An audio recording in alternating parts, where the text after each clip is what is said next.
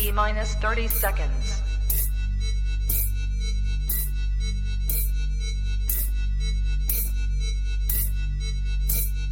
T minus 20 seconds.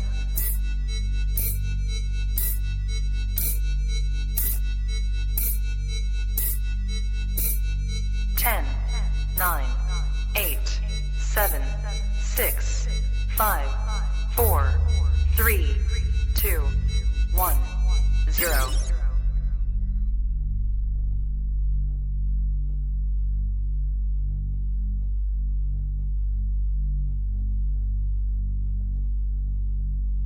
Hi, my name's Ari Flagle, and I'm fascinated with Boelens pythons.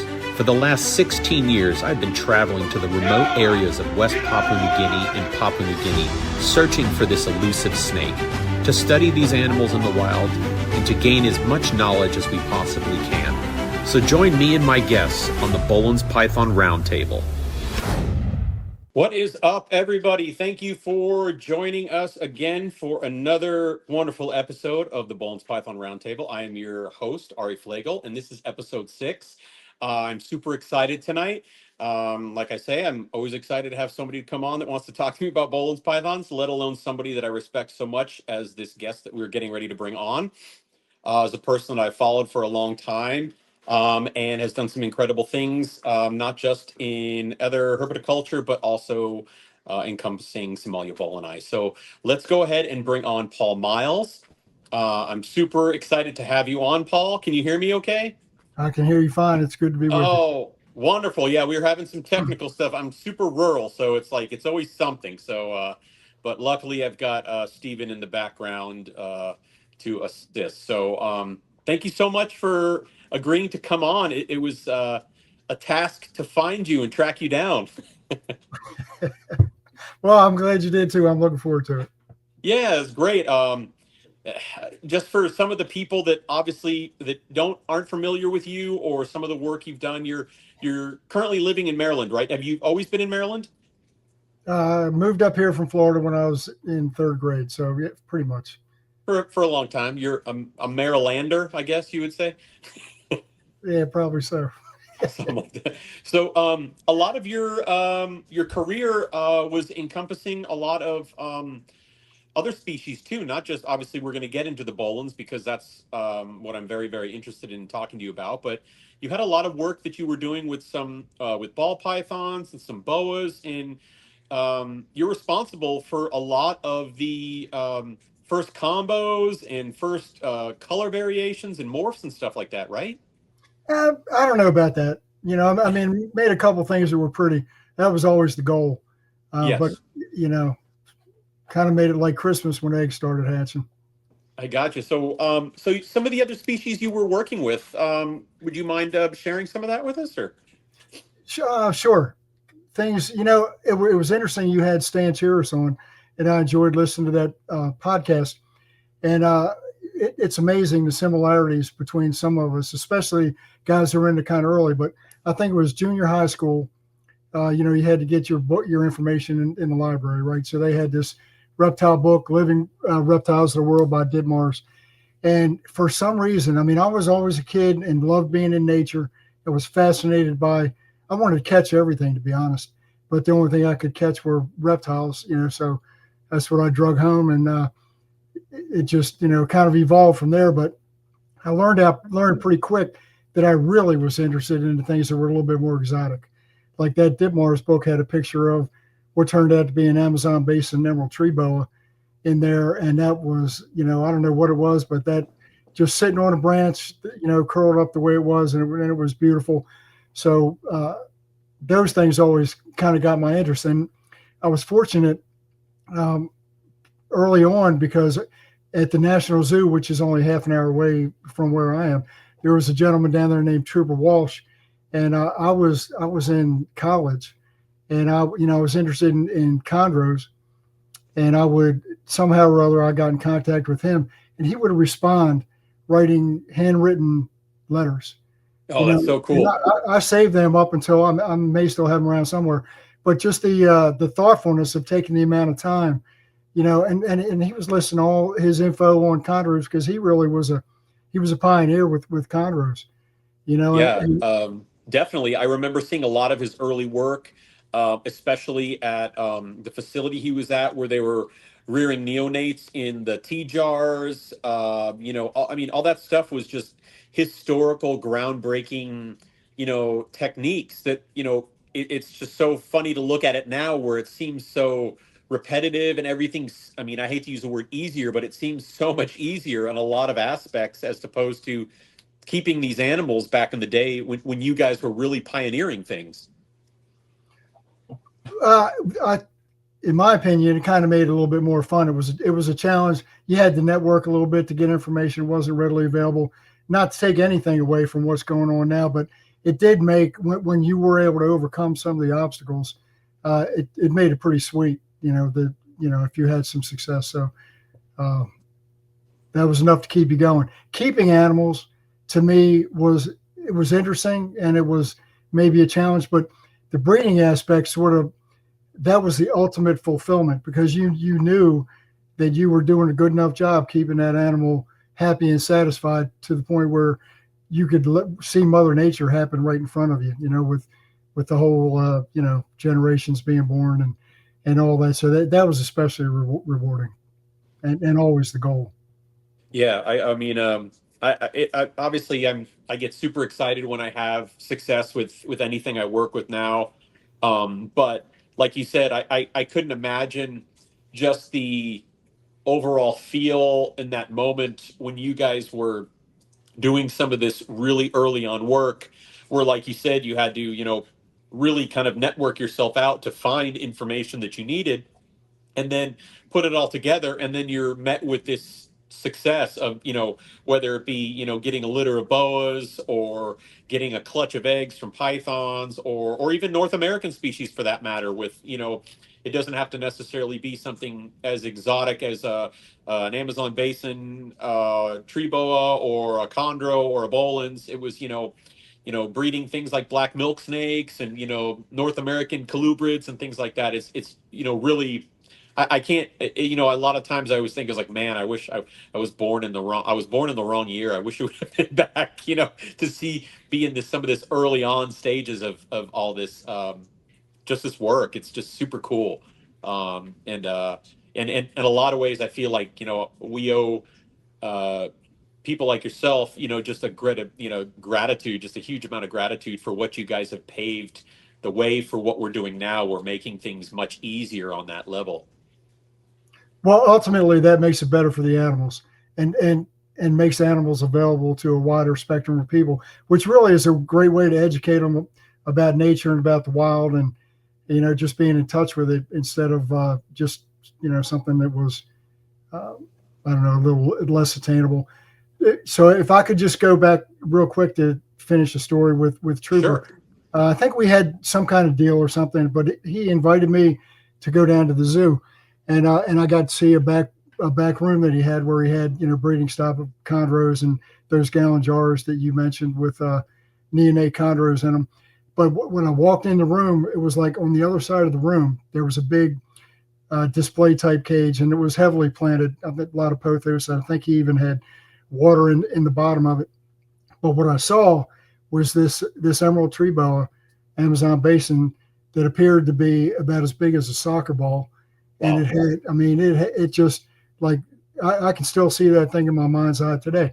But it had a thick white stripe like the size of your finger all the way down. And Trooper went on to tell me that animal was on breeding loan from the San Diego Zoo. And one of the things that I was waiting on a baby emerald from him at some point, and we were hoping that it would wind up coming from that animal. And I think it only wound up having a small number of babies, but that thing was just like, so that was a goal. And just to cover, the emerald aspect kind of quickly, because it was kind of interesting. Once some animals did, unavailability of Amazon basin emeralds was the challenge, but there was a period of time where some came in. And it didn't take a whole lot, because they're not anywhere near as difficult to husbandry wise and taken care of as Boelens. But one of the interesting aspects was selective breeding wise. If you were able to get high quality animals, I mean, mostly the white markings, thick stripe, big triangles, all that kind of stuff.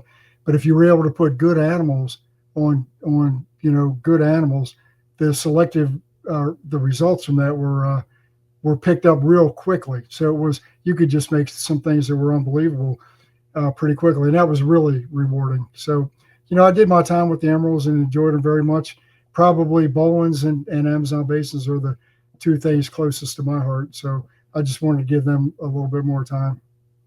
That's awesome. And then that statement you just said about how when you were breeding those animals during that time, you were getting, would you say like not even like more special, more unique animals, just because would you relate that because of the availability of animals that you were able to breed with those was so limited that you were getting much purer animals, and you were getting differences because you had, obviously animals that were just not available, correct?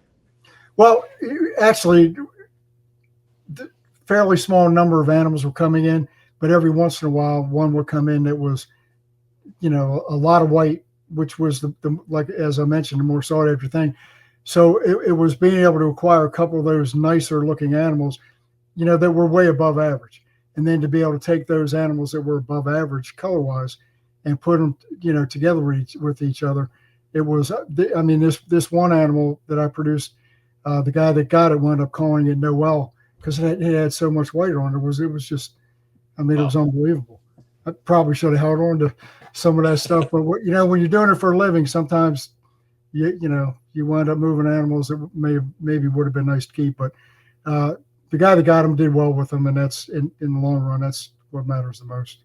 That's nice. I was going to say, and that kind of goes into my next kind of question for you. At what point, when you were working with reptiles, obviously, did you start looking at it as a career path or as more than just a hobby? Well, I think it probably came with spending the investment on an albino boa, and just to give credit to Bob Clark, because Bob, I remember seeing in the 1985 issue of National Geographic, there was an article about the animal trade, the exotic animal trade, and there was a picture of it was a reptile dealer in Bangkok. His name was Dang, and in the picture in National Geographic, he had what looked to be about a 3-foot albino Burmese around his neck, and he had a cell phone that looked like it was about a foot long and 6 inches wide. They had just come out, and there was the caption in there said a dealer in Japan or maybe the U.S. or somewhere would probably pay a large sum of money for that animal. And to me, I knew Tom Crutchfield, was one of the guys that dealt with Dang, and I don't know if that's the animal. I assume there was a good chance it was that Tom wound up getting. And in the first issue of the Vivarium magazine, I think it was the first issue, but there was an article about that story with Bob, acquiring that animal. And he made a deal where I think he took out a second mortgage on his house, paid Crutchfield, a flat fee to have the animal on breeding loan for a fairly not a lengthy period of time. I think Bob had bred Burmese pythons before, so he had experience, and albinism is pretty well known to be a simple recessive trait. So the odds are, if you could breed it, you could make more albinos, at some point after going through the hets. But the story was interesting because he took that risk. He put that animal in with a normal female. I don't know if it was more than one, but and I'm sure he looked in on that pairing frequently, but he never saw him copulate. So, but lo and behold, the female wound up, ovulating and laying a clutch of eggs. Then he kind of was wondering to himself, if there might have been a sperm retention from a previous, breeding. But he got viable offspring, but didn't know if they were carrying the gene. So he had to raise them up and, that couple of years and then breed them together. And lo and behold, that clutch hatched, and there were some albinos in there. And it was just, but it proved that you could take a risk and things could pay off. And it was worth it. I mean, the animals were incredible. Orange and white animals, Yeah, I think I remember. I've seen a pic. I think I've seen that picture of that of the individual named Dang with giant brick cell phone that was like this big and the Yeah. long antenna on it. I think Yeah. that's about as rare as that snake was probably back then. Um, but yeah, no, that's fantastic, and it's so it's just it's so cool to me. Like thinking back on just the excitement and the discovery on what you guys were doing, and just everything being just new essentially, and just like uncharted waters as far as like what you were working with and the methods that you guys were doing. What was like the hobby like during that time period, if you can remember, like, highs and lows with it. I mean, obviously everything was new, and everybody was, like you said, taking second mortgages on their house for rarities that they would become available and such. Probably, I would say one of the bigger challenges was veterinary care, because for the most part, your breeding stock that you were attempting to set up was garnered from imported animals, and there's parasites and just the stress of going through being collected and coming in, and you don't know how long the period of time took. So that was always an obstacle to overcome. But vet care eventually got a little bit better, and and we learned more, and but probably you had to rely on, I think, your own intuition to a degree of observing the animals, trying to set them up and then watching how they behave, and and talking to some people that if somebody had success, just and if you wanted to sell, if you had an animal that you wanted to sell, Kodak camera was what you had to do. You had to take a picture with a Kodak and mail it to people. So Yeah. when you talk about times have changed quite a bit. Yeah, I know. It's like I miss that. It's like you didn't have to interact with it. I miss it because it's like it was harder for people to get in touch with you back then, as opposed to it now. I mean, there's about 50 million ways for somebody to find somebody nowadays, as opposed to taking photos of a snake and sending it in an envelope and writing a self-addressed stamp, and here it is, and then you got to wait. And then I remember the fax machine stuff like that too. So yeah, I mean, I it's funny and fun to think about it back then. Just with some of the issues involved with all that. Can you remember anything in your time when you were keeping snakes before you got into Boelens pythons that it was just something that was really monumental in your time with working with animals that really sticks out or stuck out at that moment? Probably the first breeding of emerald tree boas for me was rewarding and encouraging, and because that was one of my favorite ones. But I don't know if anything really outlandish sticks out. Well, what year was it when you were producing emeralds? That would have been like, I think, 1981. 81. It was the first time I bred them. That's awesome. And then at what point did you start becoming aware of Boelens pythons? I was actually thinking about that, Ari, and it must have been a picture somewhere that I saw. So it was fairly late. I mean, I had already gone through maybe breeding Burmese and some boas, different kinds of Argentine boas and Brazilian rainbow boas, and some of those different things. So the Boelens were, but I mean, once you see one, they're just so unique and beautiful. Oh yeah, I can't agree more. There's something like there's just some kind of captivating aura about them that is different. I mean, I love so many different species of reptiles. I mean, but there's something very, very unique to this species that, obviously, the mystique of it, where they are found, what's involved with around them, and so to speak, but also just how they behave and how they move. There's something more going on. Some people say I'm crazy, but a lot of the keepers that work with them can relate. Oh, for sure. I mean, if you hold the picture that I sent you, that you put up on the page, you can see the a Boelens in the sunlight. And when you look at the scales, I mean, each scale looks like some kind of little mini microprocessor of UV light or whatever, you know, I mean, it's like 3D and you can see the colors coming off.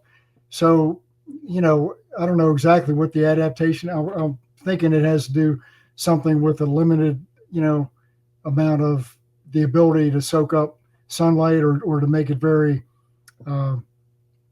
beneficial, you know, in some way. But when I set mine up, I'd always sort of understood from reading that some lizards like full spectrum lighting, but snakes, a lot of people just figured they didn't need it. But the Boelens, I did put full spectrum lights on the Boelens because I just seemed like that might be something they enjoyed or was beneficial for them. Now, when you decided that you wanted to work with this species, where did you start looking to acquire them? Can you like tell us the story of how you got your animals and leading up to like the moment where you were like, okay, I think I'm going to try to reproduce this species?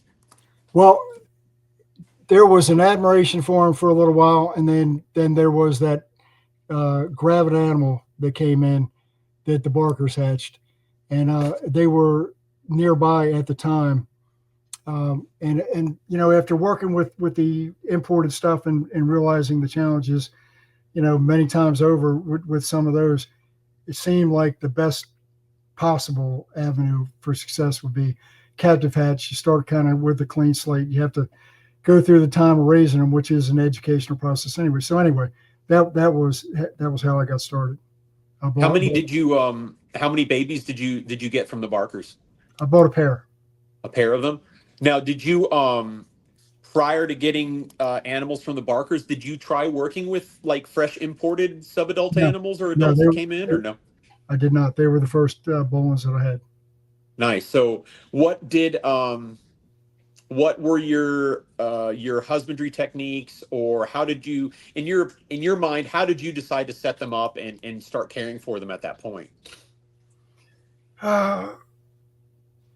They started out actually in a sweater type box with probably, there might have been some live pothos in there, some climbing branches, but they were feeding well when I got them, which certainly made it a little bit easier.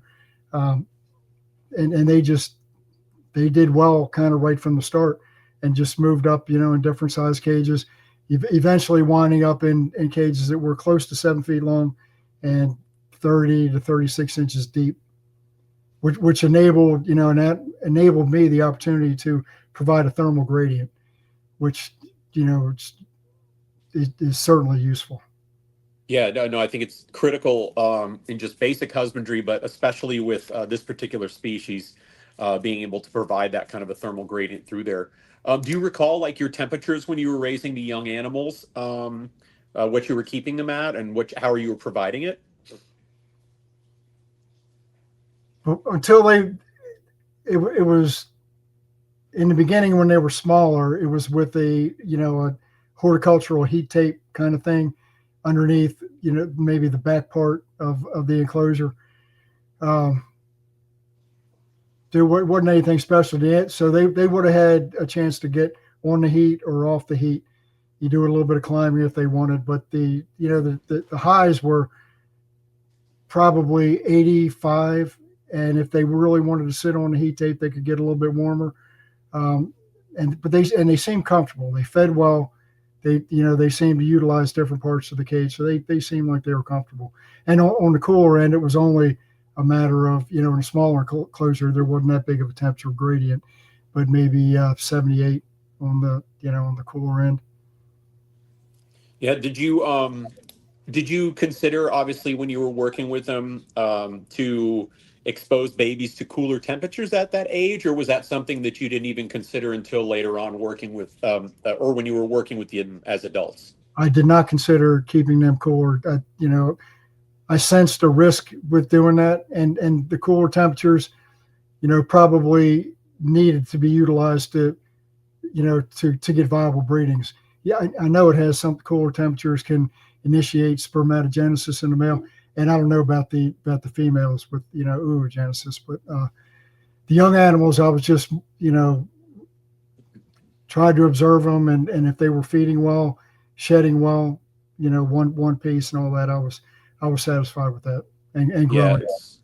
I think in today's, kind of herpetocultural world, I think the technique of being able to really observe your animal and understand what they're doing or what they're needing is vastly overlooked.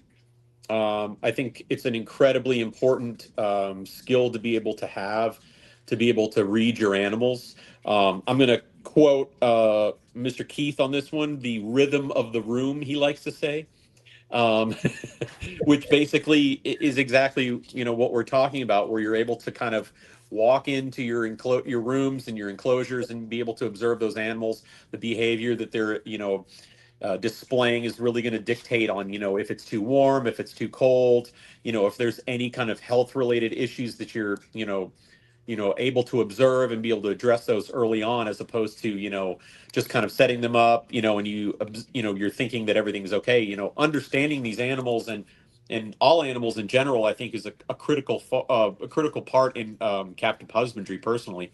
Um, did you have any issues when you were feeding stuff, or what were you offering as far as diet goes and frequency for your animals?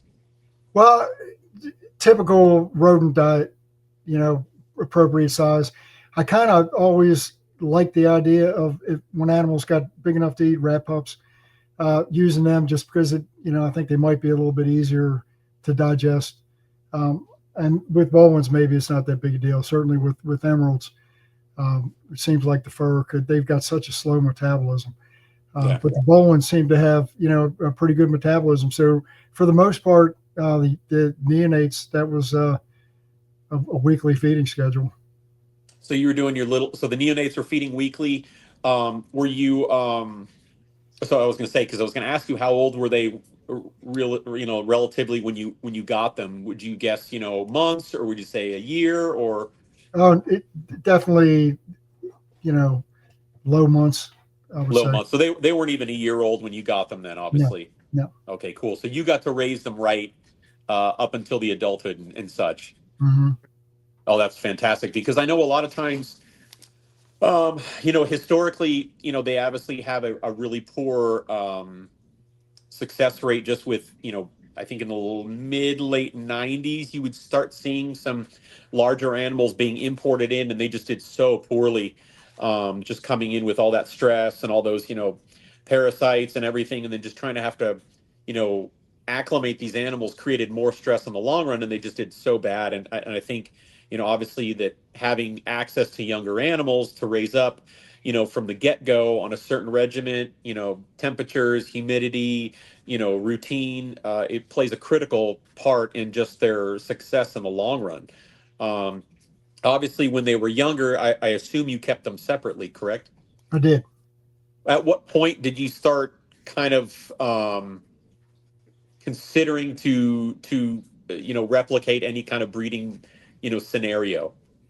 Not until they were big enough to breed, and actually, the first time I tried to breed them, which was that 1992-93 breeding season.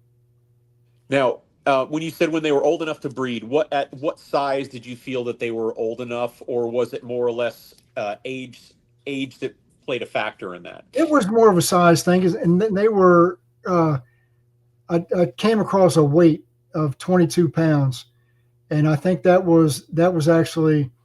I got a second female, and that was actually the one that laid the first clutch. The captive bred male bred to that female. I really didn't remember trying to utilize the first female. She was a little bit smaller.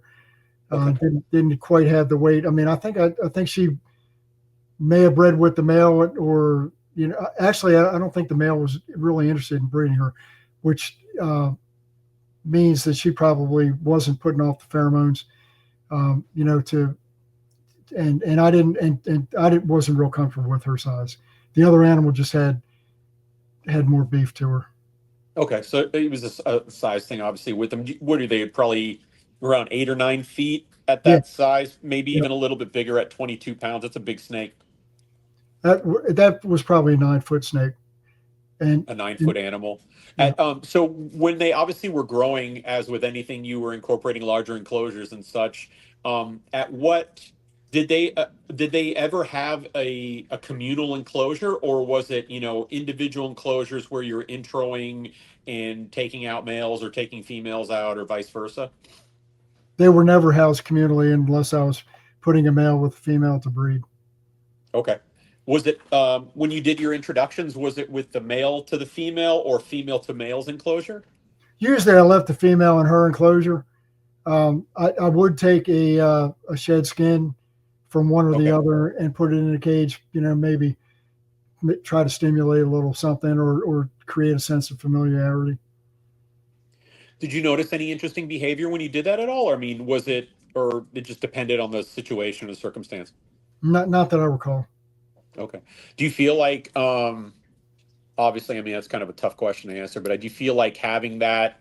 I mean, I guess you could relate it to doing other stuff too, like where you've got some of these verandas where you almost have like the howdy door in a way, where they're in close proximity, and they're getting familiar with the smells and the scents and whatnot, before they actually, physically interact together. Do you think that is a positive thing with Boelens pythons, or do you think it really matters, or is it just kind of like, oh, why not? I'll add some of this in here to kind of see what the female does. Well, I mean, you could. I don't see any negative aspect to that, but in all honesty, they behave like textbook. It was like textbook breeding.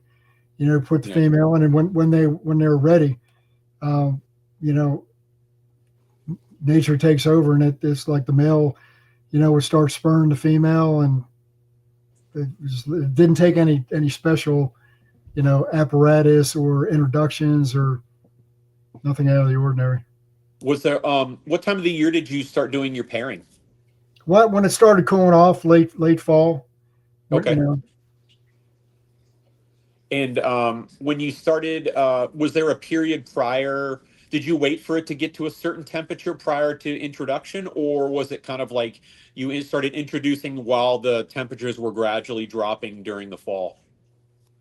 I didn't wait for any particular time, but just it's sort of going with the outside temperature, which lowered the ambient temperature inside to enable the cage temperature to be dropped. Because uh, I actually didn't look up a lot of climate info, but Okay. but I knew they were montane species, and just assumed that it got pretty cool at night.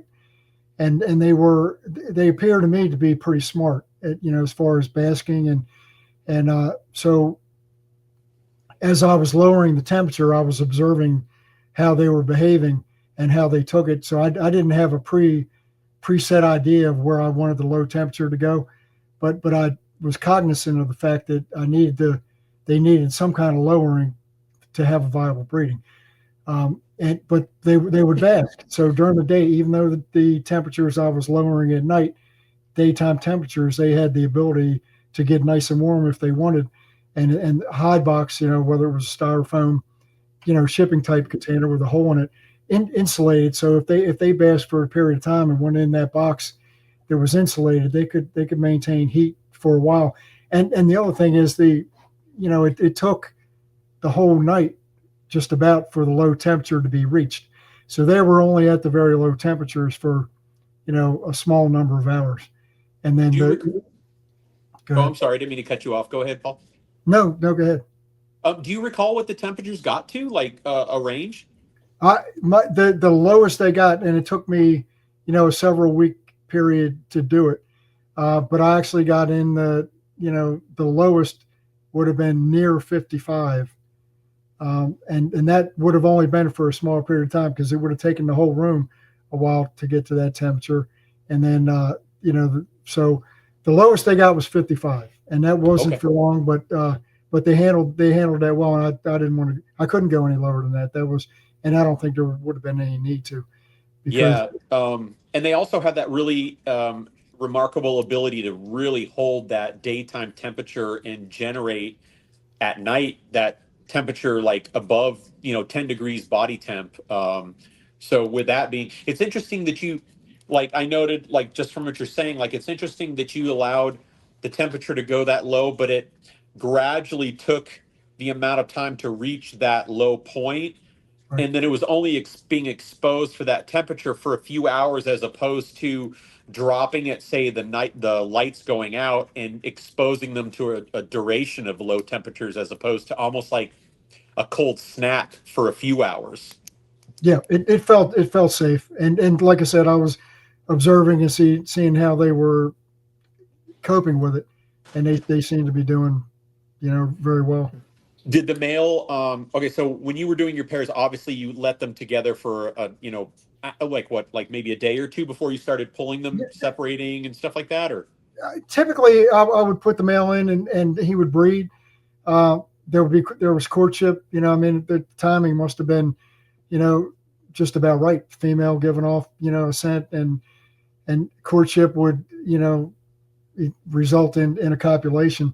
So I probably had at least a half a dozen, but I didn't. When you have a good copulation, I don't think there's a need to like go in the next day, because especially with the cool temperatures, the female can that maintain that viable sperm. So yeah, I that's didn't true. want to That's, work. that's really interesting, because I know a lot of breeders, as well as myself, where it's like, you see that really good lock where it's like a really good, copulation, and it's like, okay, I know that was a prolonged one, everything went textbook. But a lot of times, and I've done this as well, where you just continuously keep introducing that male into that female, or that female to the male, until they kind of just stop breeding. So that's really interesting that you had reduced breeding interaction after you saw solid copulations. You said maybe like, what, about a dozen times or so? Did I say a dozen? I'd say it was more like half a dozen, but Half a dozen. it Okay, cool. could have been Half as a dozen many times. as 10. Yeah, no, that's really interesting. That you would have done it that way too. Makes me think also, as well as with that cold snap too. Did you ever leave the pairs together overnight, or was it just, periods where you were watching, or then came back down and then just removed them after you could tell copulation had taken place? No, there were times when I left them overnight. Like if they were, still locked up when, and it was, I mean, that was fine. I never saw any aggressive behavior that would have, made me think I had to be, keep an eye on them, or, Did so when they were, so the few times, or however many times, that you left the pairs together during the night when they were in that, the cold snap, we'll call it, for when it was getting down low, did they both favor their nesting spot or their box at the same time, or was the male ever outside of the box and the female was in, or anything like that? Do you recall any behavior like that? when it was the coldest, they would be in the box, in the evening, Okay. and come out at night. That seemed to be a pretty standard behavior when it was that cold.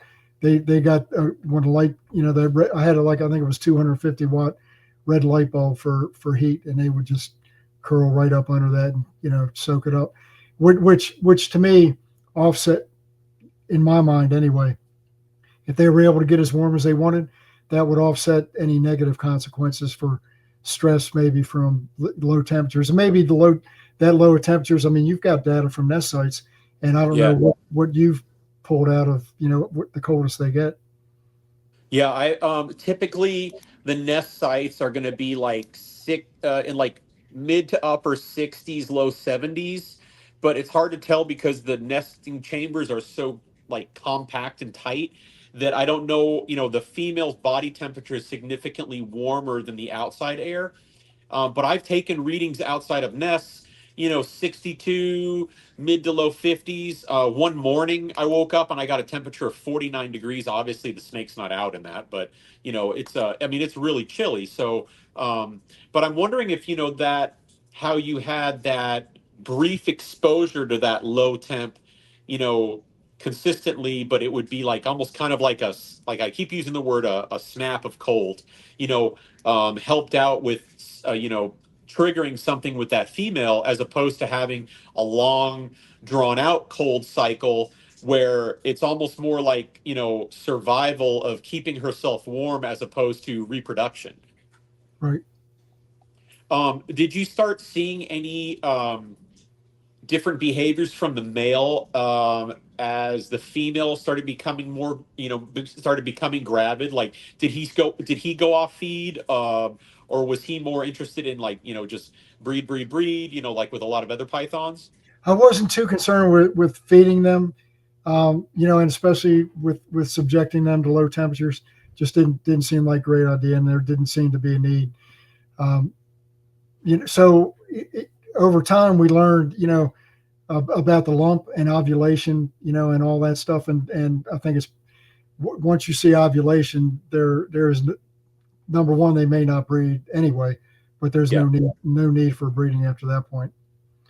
So at what point? So you didn't offer your female. So the male and female basically weren't being fed during the reproductive stage, more or less. Right. And so you wouldn't have been able to observe if the female had chosen to go off feed. You were more or less looking for that ovulation or that lumping up, correct? Well, the second year, the next year that I tried to breed them, I actually did offer feed occasionally, and I can remember the next year the captive female actually ovulated, but I offered her, and she did that. I don't know if you've ever seen the behavior where they'll come up to the prey item and they just kind of shake their head. Yeah. Yep. Not interested. But that was what I got once which told me that she was done. Oh, interesting. Yeah, I've seen that behavior by animals. I've seen that behavior in animals, but I haven't seen it with a reproductive female before, or yet rather. But I know exactly what you're talking about. It's like almost like a real erratic kind of like get it out of my face kind of thing. Like shaking her head, no. Yeah. Yeah, exactly. So like there, one of the reports I hear with some of the people that have reproduced them successfully multiple times is there is this blood smear that is observed in the enclosure. Now, there's no real idea, or not just an idea, there's no real definitive answer of where it derives from. My theory is it's from an overzealous male spurring the female's cloacal area, so maybe it tore some of the tissue. But did you see anything like that? Any blood smears or anything like that? No, I don't recall anything like that, and I think I would have noticed it. Yeah, exactly. I know. Now, when you had your larger enclosures for your adults, were they like very simplistic? Were they like more of a naturalistic enclosure with plants or mulch and things like that? No plants, but I did like to use cypress mulch occasionally, and obviously you need to be a little bit careful feeding just to make sure no female doesn't get any bark, or the snake doesn't get any bark in its mouth. But that enabled maintaining humidity levels where I wanted them a little bit easier, because you could, wet a spot like where the hot spot was.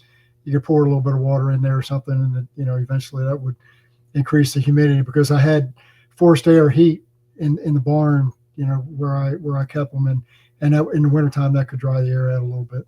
Okay. Did you do anything? What were your light cycles like? Did you manipulate anything or was that like just a standard 12 on, 12 off kind of thing? I figured the tropical, pretty much 12 on, 12 off. Okay. Yeah, that's what I was figuring also. I mean, I think, I've heard some people have had, I don't know if it's really related to success, but I know some people have tried with manipulating like the photo light, stuff and everything like that. And I don't know if that plays such a huge factor in success with the species. Typically I do like the 12 hours on, 12 hours off, like you said, for being a tropical species. But I was just curious if you had manipulated anything on that level as far as doing stuff with the lights. Now, so at what point, walk me through, like, so you've observed ovulation. Do you remember, like, roughly from copulation to ovulation time, like how long it was from that? From first copulation to ovulation, or give or take, Well, I mean, the whole process was only 2.5 months. Wow. Three at the most. But part of that 3 may have been like the ovulation and time after that. I didn't write those numbers down. Okay. I remember having the feeling, though, that it seemed like very typical python behavior and breeding. Not to say that the animal's easy. I'm not implying that at all. Yeah. But the reproductive whole cycle and timing and all that seemed to be pretty standard. And then after ovulation, she went through her obviously her prelay shed, and then and you can you go into like after that point, like what her behavior was like as she was getting close to laying, if you noticed like, kind of any agitation or kind of roaming in the enclosure, or if you did anything different in her nesting box, or if you pretty much left it the same as when you first incorporated it in. Her behavior, she was very come out to bask, go in the hide box, and spend a lot more time in the hide box. If she wasn't out for basking, she wasn't out of the hide box or the nest box. That's kind of what she. So I would say reclusive and maintaining the temperatures that she was comfortable. That she was trying to maintain. No, obviously no interest in food, so no reason to look for food. At what point did you have like her nest box incorporated in her enclosure? Was that when the animals started getting larger in general, or was it just during when you started getting like planning for a reproductive scenario? Planning for reproductive behavior. Okay. And twofold. It was to offer seclusion, but also that if the temperatures were cooler, a little bit more of an opportunity to thermoregulate. Okay. Did you put like sphagnum moss in it, or what did you fill it with? Sphagnum moss. Yeah, it's like the go-to. I love that stuff. It's a shame it's hard to get it. It's expensive now. Before then, it was so cheap. Everything's expensive. Now with so then once she started entering that nest box, more obviously with the experience you have as a person that's bred many species and obviously boids, you could tell that it was coming. At what point did you say, okay, I've got eggs? When you went in there and looked and stuff like that. Well, I mean, just lifting up the lid of the box, you see, right? not eggs. I mean, yeah, within a fairly small window of time when she should be laying. But there were some great signs, basking under the light with the ventrals, totally pointed up. That rotation is a great indication. So she did really stereotypical gravid python behavior, where she was kind of almost inverted, where she was showing her belly and everything. Totally inverted. Yep. Wow, that's so cool. Did you? I was going to say, what was the? Do you remember what you said when you saw the eggs? My grandmother told me I was a man of few words when I was 2 years old. So, in all honesty, it was just such a privilege, to and rewarding. Not like any big thing, but it was a challenge because for the most part there weren't that many prime animals around, so it's more of a challenge than a lot of things. That coupled with the fact that they are a little bit unique, and I think there are still probably some keys that you guys are still trying to nail down, but the biggest challenge, the biggest preparation for breeding is getting the animal in optimum condition, so that's a whole year process that leads up to the breeding thing, and that part's got to be successful, or or the rest isn't going to fall in line. I couldn't agree more. And it's, like we were saying a little bit earlier about how, historically, the animals that were coming in like in the mid 90s and such and early 90s, they were these relatively larger animals. They were super stressed out. They had a very, very short lifespan in captivity, because of everything they've been through, and just, they were not, prime animals to bring in, and having the access like you did with getting captive hatched babies, where you were, they were in your hands from the moment essentially they were born, to where they were, reproducing. You're aware of every scenario in husbandry that those animals are experiencing, that you're giving them, as well as their diet and everything. So there's no surprises, and those animals, they're healthy, they're ready for that next phase of their life, which is the reproductive phase, which is so difficult for whatever reason it is now. And I think a lot of times I see now in the hobby, I see a lot of people trying to be in a rush, and not just with Boelens, but with a lot of things. I mean, obviously, you've got a lot of people that are, utilizing breeding reptiles is a business, so obviously they have to make an income. So, there, a lot of ways, certain animals you can't rush.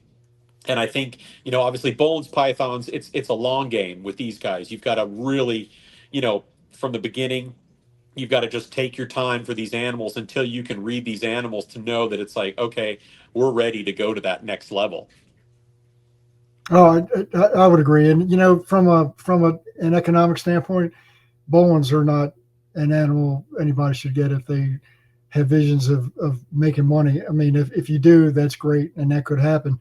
But it's I mean, there are other animals that are just so like clockwork trying to breed. If it's a money thing, but if you're looking for for a challenge and up for giving it a go, I mean, you can't hard to find a more beautiful animal.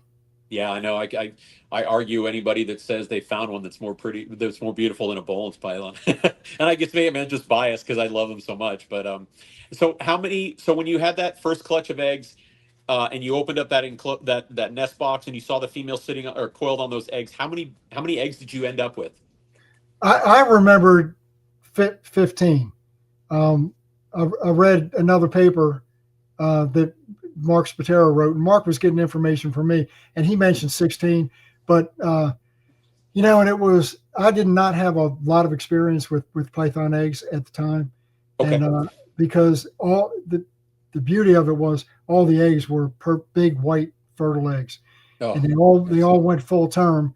Incubated them I used vermiculite, and as time went on in my career, I much preferred a false bottom in the egg hatching container with no substrate. Just okay. So the substrateless technique. yeah, and you can see the eggs and but so I had them on vermiculite, and what wound up happening was toward the end of incubation, they tend to heat up a little bit, and Okay. and the container can be ventilated, which will allow some of that extra moisture to evaporate and the eggs to collapse a little bit. You get that, but these eggs were, I mean, they were perfect and went full term. But what happened was they all slit, but some of them went back in a full egg with no air spaces in it, and so I went from in the evening when I saw the first ones pipping. A friend of mine took some pictures, and I went to bed and I came down the next morning expecting to see all of them, and out of those 15 or so eggs, I think there were 6 that I was and the rest were fully formed, no yolks, in the egg that obviously drowned.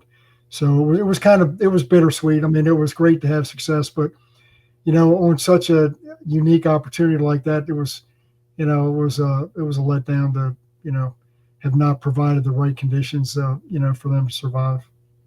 Yeah, well, I mean, that's how we progress as keepers, by learning from our mistakes and then solving those problems. It just makes us, it makes the scenario even better, and that's how we progress as individuals too. So I look at it as a win, also on different aspects. Do you remember what the incubation duration was and the incubation temperatures that you were incubating at? Yeah, it was typical Python. I had it set, the incubator set at 89, and they did not lose an egg. No eggs went bad from a temperature that might have been off. So that temperature seemed to work fine, and they were fully developed. It wasn't like there were any issues other than the eggs being too hydrated. Interesting. And Okay. duration wise, I looked in my records to find out, and and I don't know that it was over 60, but maybe it was a couple of days. And the reason I mentioned that was when Mark Spatero wrote his brief summary, he had 70 in there, and he didn't just come up with that number. So unfortunately, I don't have all the records that I did have. That was a while ago, but Yeah. I don't have any I reason know. to disagree I with know that. several individuals that have had success with them, and they've gone into the upper 70s, low 80s on duration. But some people have gone like 88 degrees. Some people have gone 85 degrees. So it's still kind of up and up, could have been anything, but it's still incredible that they, you had 15 beautiful eggs. When they started pipping, I can't even imagine. It's just like, it must have been just an incredible experience just to watch that. Like Christmas coming early. It Oh was. God, It was a 15 privilege. Christmases. Yeah, almost. At what point? So when you pulled them out, obviously from the incubation containers and everything, and you set them up all separate, I assume you replicated what you had done initially when you were raising your adults when they were babies. At what point did you start offering food? The majority of these were people took them as is fresh hatchlings. They wanted to set them up themselves because they had experience with raising them, which was maybe a little bit different. But so it basically a sweater box with, a hide box in there, water bowl, couple branches, a little bit of pothos. So yeah, same as the original setup. Okay, great. And I'm sure other people have come up with maybe ideas of work, Yeah. perfected that a little bit. Did you end up holding any of those animals back, or did you end up selling them or passing them on? Sold all of them. Yeah. Yeah, didn't keep any of them. Sold all 6. Kind of thought that I was going to be able to do it again. Yeah. The next year, and try to duplicate everything the best I could, but I just wound up the original female didn't go at all. She did breed, and in the meantime, I picked up another male. I don't want to change the subject. I don't know if you no, please. But so anyway, so there was a guy named Jeff Murray got my number somewhere, and Okay. And he had a lone male, and wanted to know if I was interested in putting that, with the group to give it a shot. And it was, new blood. So absolutely, I was interested in trying to give it a shot. So that animal came up, and there's a little bit of an interesting story with that. That animal came in, and I think Jeff was overseas. I think he was in the Army, and his wife was, she was the one that was in charge of taking care of him. And this one had stomatitis, I think. And I don't know if there were other issues, but she treated it, so she had to handle the thing and nursed it back to health, got it feeding good, brought it up here, and I set it up, and the thing fed, acted fine, had a good temperament. I didn't have any trouble with it whatsoever. That animal was one where it was stretched out in the cage one time, and always if I was going in there, especially if I was going to take them out, I would put my hand on the animal just to, let it know that I was there, saying hello, basically. Yeah. And this thing turned around and flew at my arm. I left my arm right where it was, but it stopped like 6 inches, foot away. It just stopped. Never opened its mouth. Never hissed. It was almost like it was a test, or maybe it didn't realize what it was, but it recognized quickly. So I sense that they just had a little bit more going on as far as being aware, and than some other animals I've worked with. So say months went by, whether it was 3 months or 4 months, I don't even know. But Jeff's wife came up to visit, and she knelt down in front of the cage, and the snake struck at the glass. Had never done that. He recognized her and didn't appreciate the way she had to handle him to be able to treat him. Interesting. Very interesting. Yeah, I thought so. And it wasn't a matter of recognizing handling. It was her, the face. Yeah. So anyway, yeah, that's really cool. I mean, I feel bad for the snake, but that's really cool. Yeah. Interesting. And for anybody that's listening and is listening to our conversation, we're discussing the first ever captive bred Boelens python reproduction in the United States. And that's just an incredible, monumental achievement. I keep going over in my head, like, where you're acquiring these animals, you're raising them, you're doing everything as though you feel is accurate, which it is, and you get to this point where it's like, all right, I'm going to try to breed these animals. Nobody has ever done this before. Nobody's ever attempted this before, and it's like textbook, scenario, and it just blows my mind.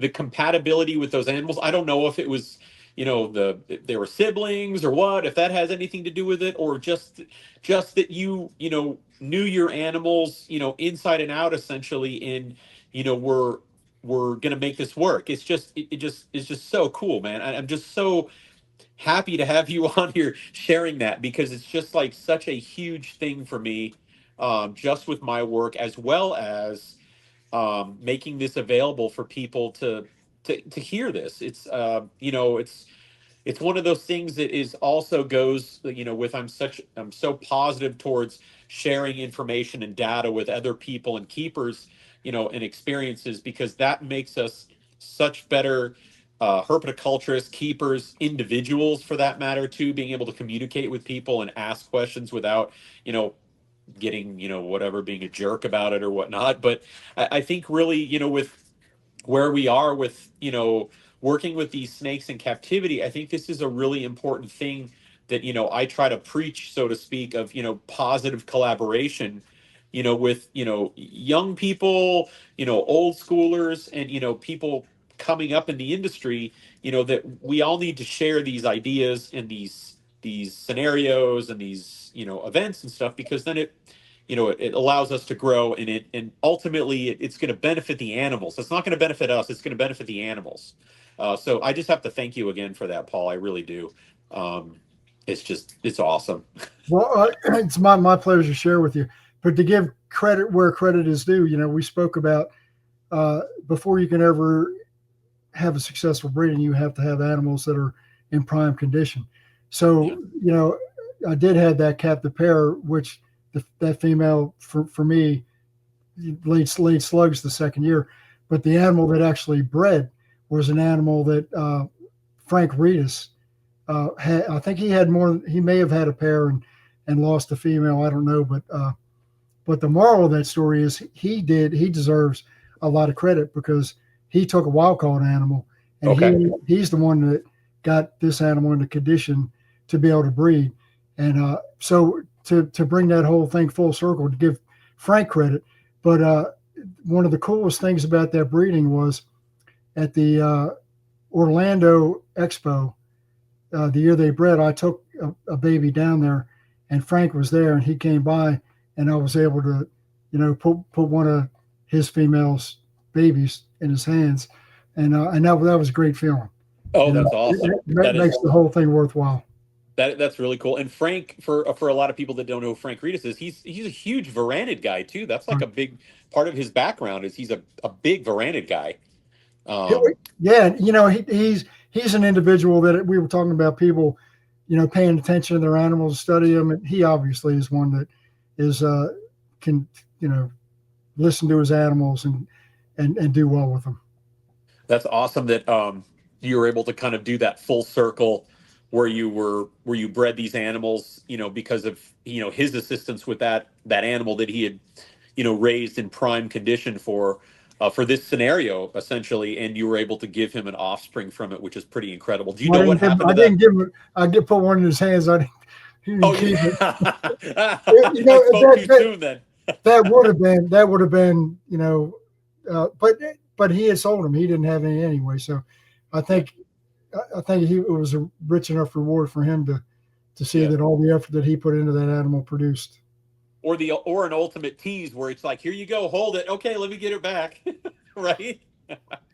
It was saying thank you is what I was doing. Yeah, no, that's awesome. Are there any as we start getting closer to the end of this episode, like I'm going through in my head, because I had some real key things that I wanted to ask you that I felt like I really got some great information regarding. Are there any like additional observations just in the amount of time that you were working with this species that you feel are prudent for, new keepers or long-term keepers, that you feel should be mentioned? I'll mention something that I have done, and how much it helps, I don't know, but once a year or so, a lot of my animals, especially, the breeders, and not when I was doing ball pythons, I had a lot, and I didn't do this with all of them, but I did it with emeralds. Liquid bird vitamins, high quality, Interesting. I would, and typically, like I said, just once a year, but I would pull up in a syringe, and then, if they were feeding on dead, I would inject the dead prey item, or if they were feeding live, I would let them, grab it and wrap it, and then inject the rodent with that. And with the emeralds, it was obvious, because after that kicked in, the feed response and the alertness of the animal was almost like a different animal. But in captivity, and especially when animals are not eating a real varied diet, I figured it can't hurt, and doing it one time a year is not going to overdo it. And another thought came to my mind, and this may not be good advice, and I'm not giving it as advice, but a couple medications used prophylactically may not be a bad idea in some cases. Like ivermectin and fenbendazole, have proven to be very beneficial and not necessarily have negative side effects.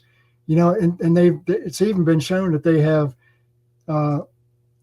some cancers have some kind of connection to a parasite, beginning or something. I don't know the ins and outs of it, but I've read it from credible places. But anyway, some things we can't see in the animal and see what's going on. But I think that might not be a bad idea, Definitely. Yeah. That's really interesting, especially the bird vitamins. Do you recall what kind of bird vitamins they were? Was it just a I don't even know if generalized thing? it was something called Avitron, and I don't know if they make it anymore. It may still be available, but I think that was a decent quality one. But I'm sure, in this day and age, it'd be pretty easy to find. And you were giving this supplement in the prey items how frequently? No more than once a year. Once a year. And now, did you do this with the babies all the way up to adulthood, or did you just do this with the adults? No, just with adults. And both male and female, right? Yes. Oh, It typically, sometime prior to the breeding season. Yeah. Interesting. Yeah, I know. Offering a varied diet, in my opinion, is really important if you're able to do it, especially with, this particular species. Rats and such can be, obviously they eat mammals in the wild, and, they feed heavily off couscous, which is a big mammal, big, it's like a possum essentially, but, rats and such that we have in captivity, really fatty in a lot of ways. So, birds, quail, and things like that are always accepted, as well as chicks, like instantly, as opposed to some of these rodents. So, like I said, I always try to offer a variety with any of the captives that I work with. But the liquid vitamins is interesting. I've heard of a couple other people that utilize that, and I do know a friend that utilizes that with a lot of Drymarchon work, where he makes basically these vitamins that he uses supplements and done a lot of research with, and he offers that in his animals, and visually the animals appear incredibly beautiful. It intensifies their coloration, and also he swears by it as far as reproductive scenario or reproduction goes, just proving to be healthier and whatnot. So that's really cool. Yeah, so I'm gonna start wrapping this up. I really appreciate you coming on, Paul. Like I said, thank you for sharing all this information. I know I kind of sprung this on you, pretty fast, and you've had to kind of run through down memory lane on a lot of this stuff. So I really, really appreciate that. Is there anything that you'd like to add at the end of this, just for anybody that is looking to get into the species, or just some words of encouragement of some sort on your end? I'll leave it to you.